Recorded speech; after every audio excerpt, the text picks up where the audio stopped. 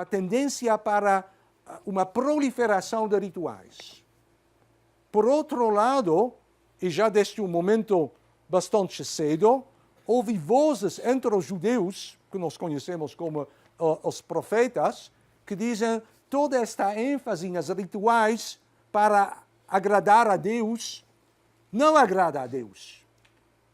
Se você faz todas as milhões de rezas, mas você esquece que ao seu lado mora uma pessoa pobre e você deixa ele na pobreza, ou você discrimina, ou você não respeita, ou você faz violência. Então, isto não agrada a Deus. O que agrada a Deus é uma boa convivência de justiça social entre suas criaturas. Então, entre estes dois polos, o judaísmo vai se mover, entre o polo do ritualismo e o polo de ênfase na justiça. E então, na ideia de justiça, tem também esta ideia vinculada. Bom, o povo eleito deveria ser um exemplo para o resto dos povos, exatamente por ser o povo de Deus. Aí esta ideia, judeus deveríamos ser a luz para as nações. Sim? Então, esta tensão acompanha e permeia a história do judaísmo ao decorrer dos séculos.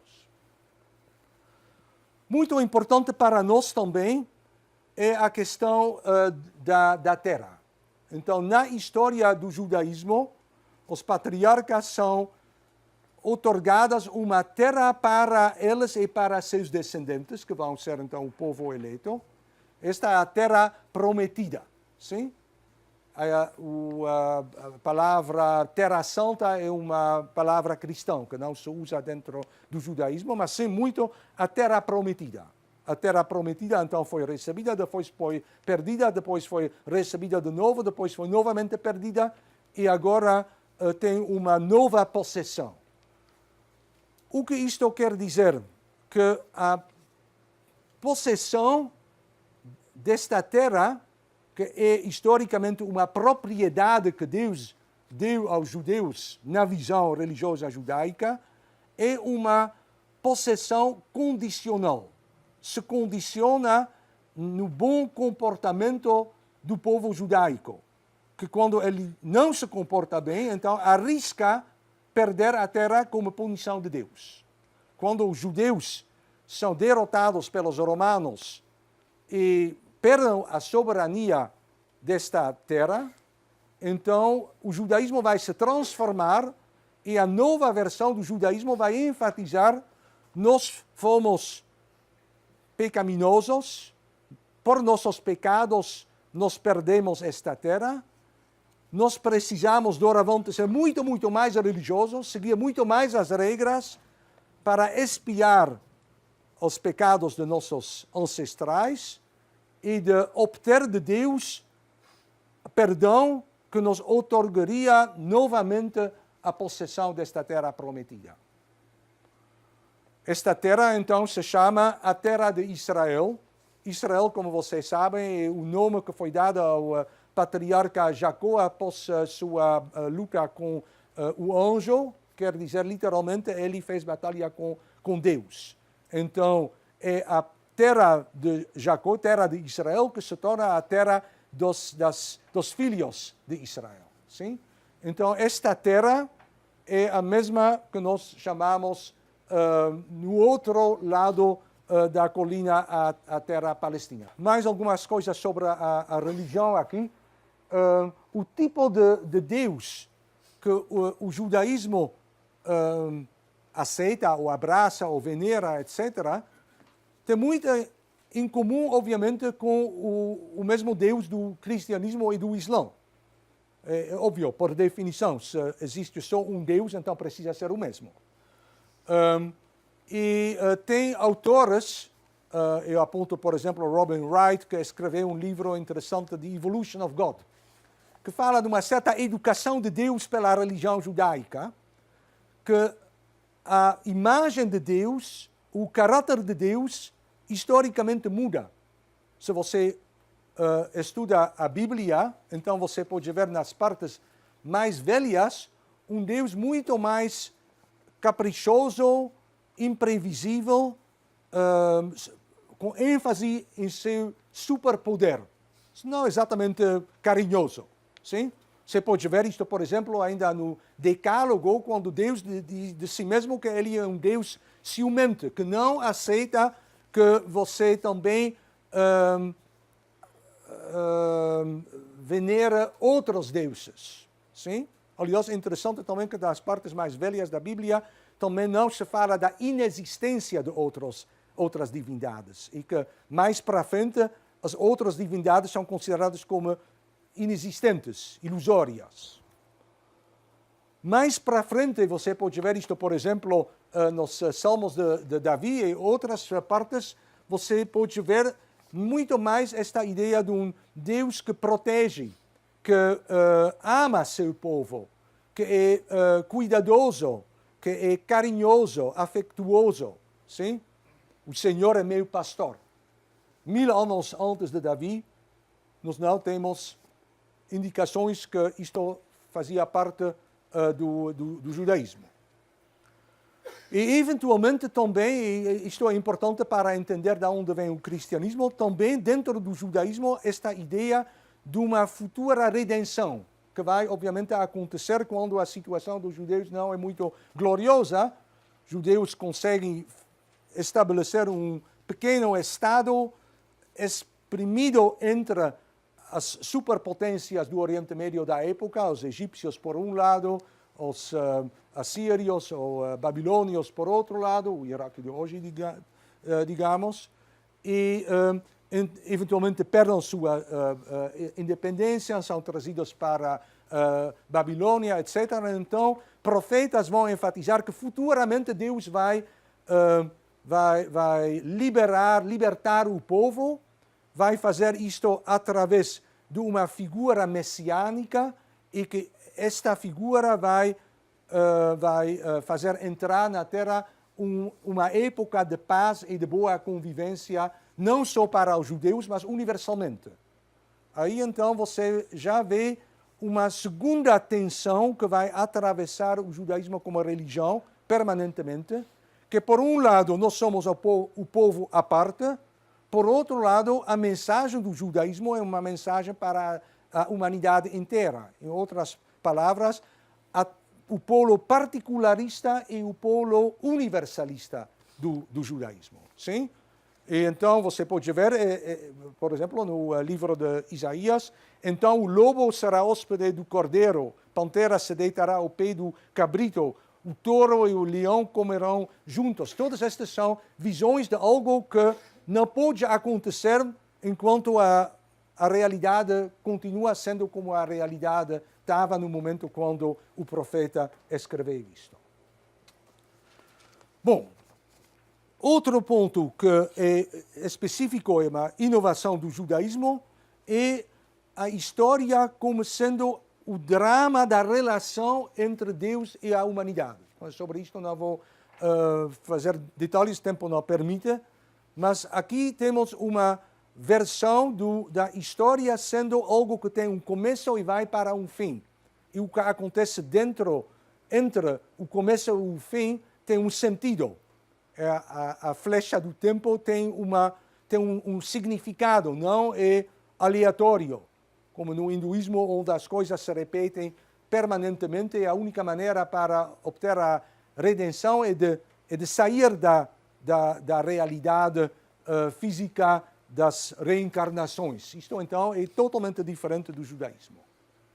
Com isto também a ideia que o povo tem uma responsabilidade histórica, mas também que os judeus, um a um, têm uma responsabilidade um para o outro, que todos são responsáveis para a coletividade, que a perda do território tem também um sentido, que tem a ver com o fato dos judeus transgressaram as regras impostas e aceitas por elas, de regras divinas. Sobre o messianismo falamos.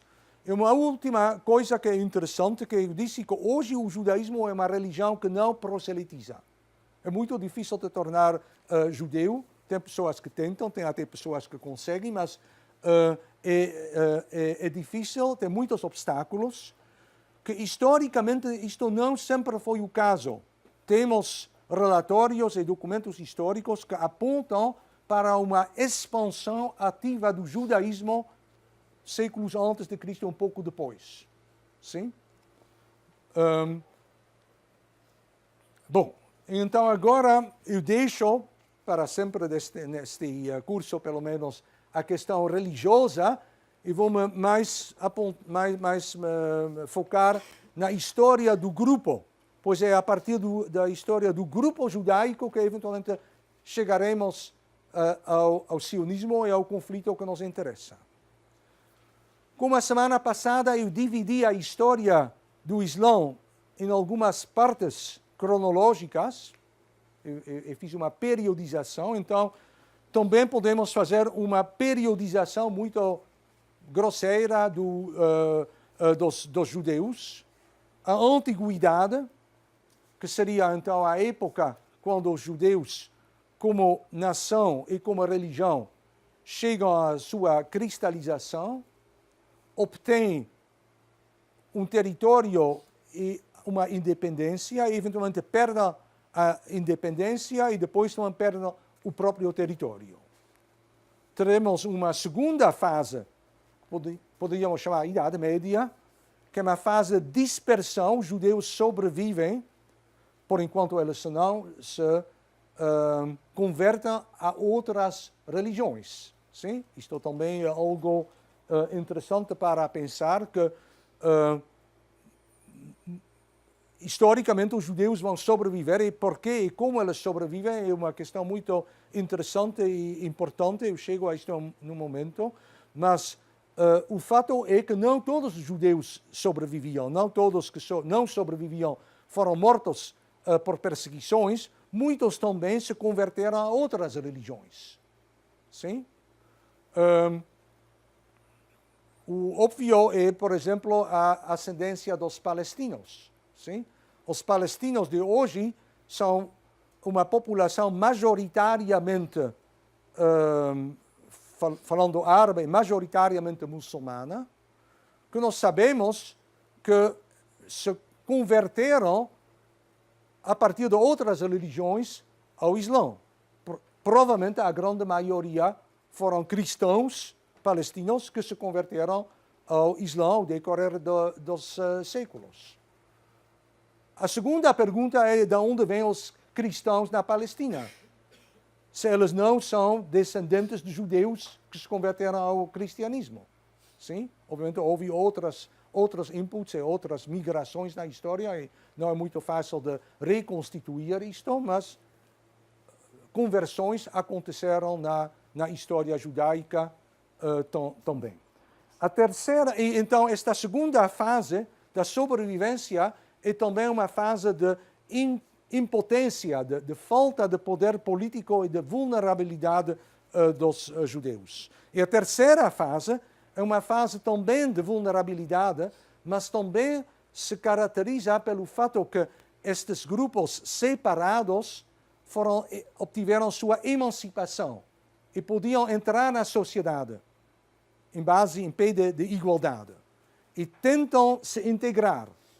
Novamente, muitos integraram. Uma parcela não integrou, ou tentou integrar e não conseguiu integrar. E então o que acontece é que a própria tentativa da integração, que faz parte, o drama da nossa modernidade, que eles tentam se integrar e que a própria tentativa vai provocar uma nova forma muito mais mortífera de antissemitismo. Sim? Então, o antissemitismo é algo que acompanha a história judaica, mas não é sempre o mesmo antissemitismo. E o antissemitismo moderno não é um antissemitismo religioso, mas um antissemitismo de tipo econômico ou racial, racista.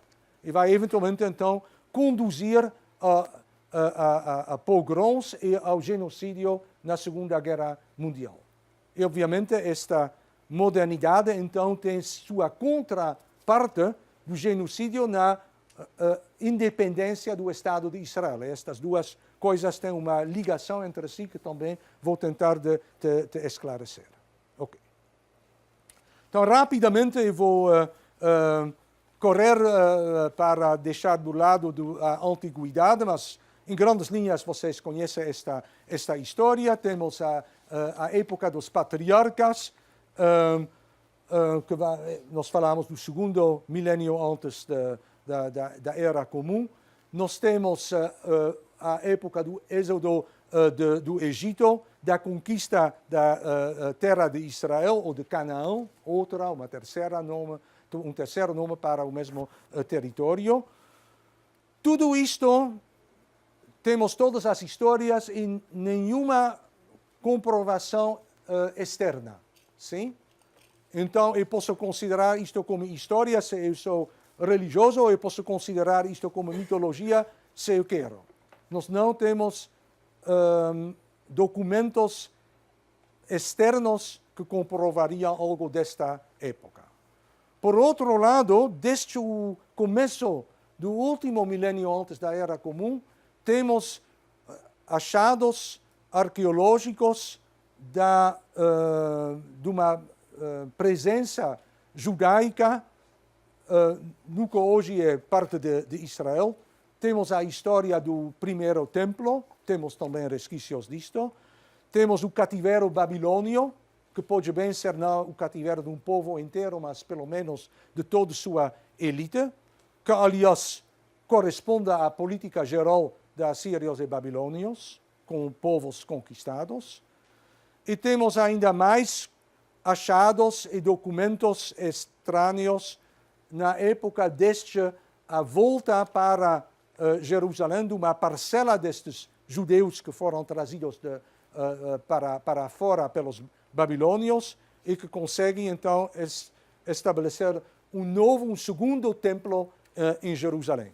É este segundo templo que também vocês conhecem do Novo Testamento, pois após várias vicissitudes e conquistas por egípcios, por persas, por gregos, por vários outros grupos, então, eventualmente, a terra de Israel e a população judaica vai entrar sob controle do Império Romano, que se expande, e então é durante esta época que nós temos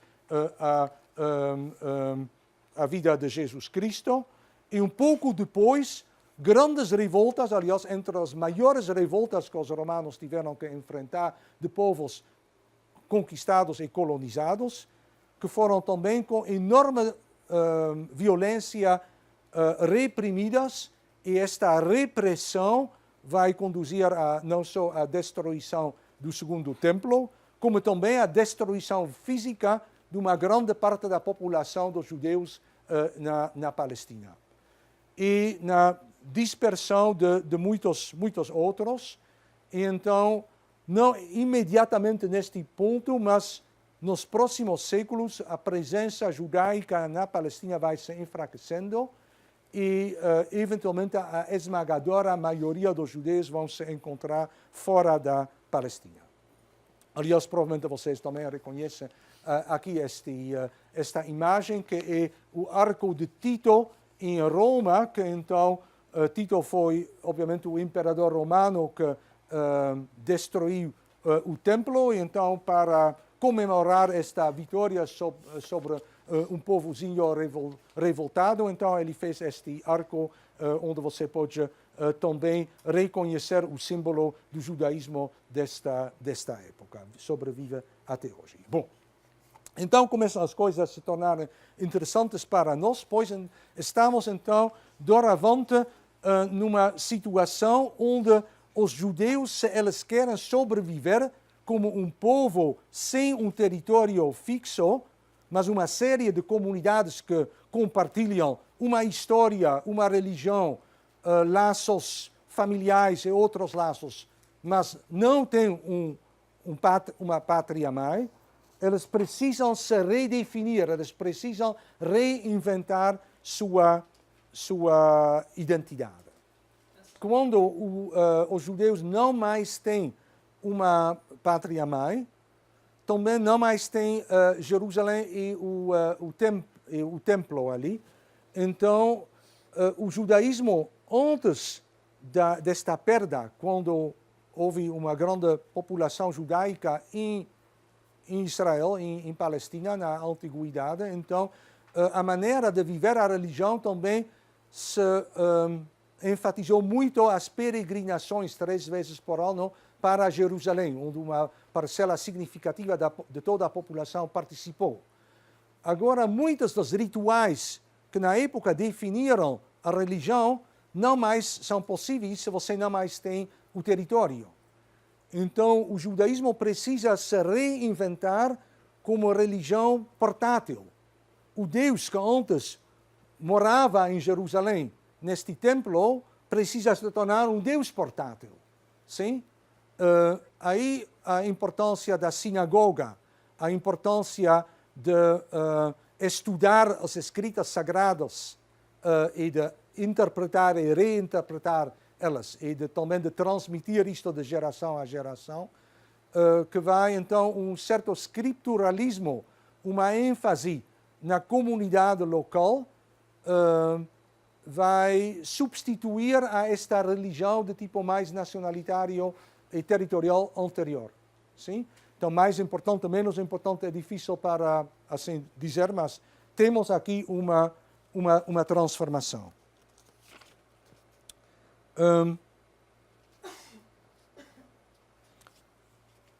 E preciso, aliás, também falar aqui que, de certa maneira, eu já falei de 2 tensões que atravessam o judaísmo, que é entre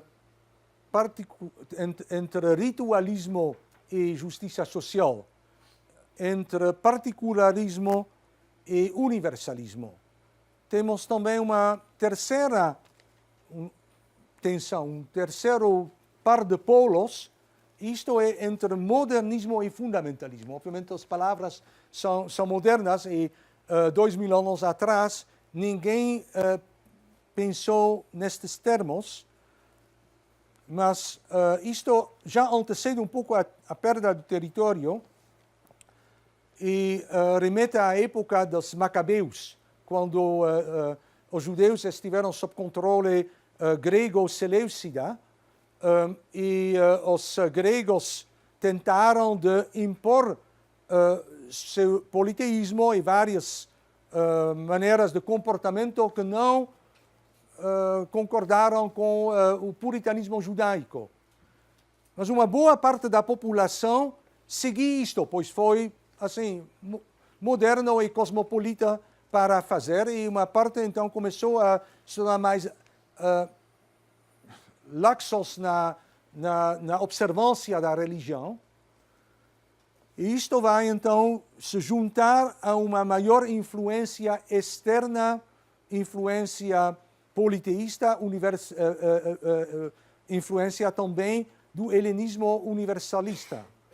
E vai provocar uma reação antimoderna, anti-universalista, de judeus mais conservadores, muitas vezes rurais, que dizem o que acontece ali com a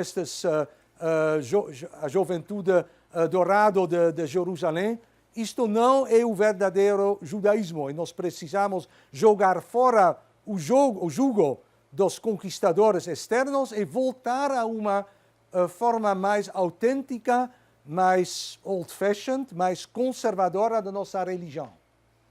Em outras palavras, quando eles fazem uma revolta contra os gregos, que temporariamente vai então conseguir restaurar a soberania judaica em Palestina, então isto se faz sob o sinal, sob a bandeira de um conservadorismo, de uma volta às raízes da religião.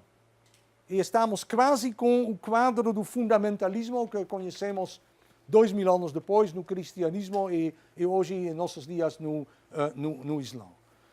Esta tendência, então, para ser um bom judeu, você precisa te manter em contato com as raízes da religião e não fazer inovações, mas, pelo contrário, cuidar contra fazer modernização da religião, é algo que remete ou que tem suas raízes Já na antiguidade, vai ser, em nossos dias, importante na polarização dentro das comunidades judaicas entre grupos mais ortodoxos e grupos mais modernistas e reformistas.